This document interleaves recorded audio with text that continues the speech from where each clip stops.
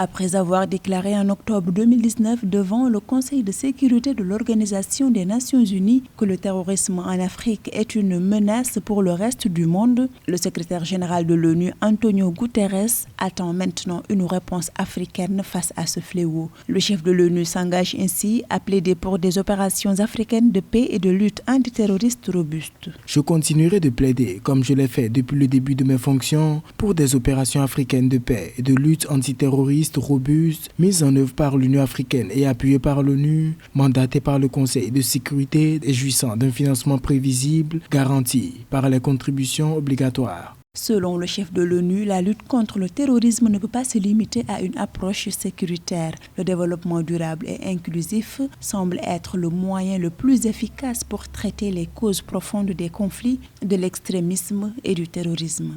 La situation sécuritaire au Sahel oblige à ne pas avoir un angle uniquement régalien, mais il doit également être associé à une politique d'État-providence. Et je pense que le discours d'Antonio Guterres visait notamment aux États de s'approprier le fait qu'il ne faut pas qu'il y ait des territoires qui soient délaissés, et par ailleurs aussi d'avoir une vigilance, puisqu'on sait qu'il y a 3 États qui ont subi des coups d'État auxquels les institutions internationales sont très attentifs et vigilants sur la situation de ces pays. En Afrique, la région sahélienne est minée par les violences djihadistes. Se montrant sensible à cette situation, Antonio Guterres exhorte la communauté internationale à apporter tout son soutien aux pays touchés afin de s'attaquer aux causes profondes du fléau.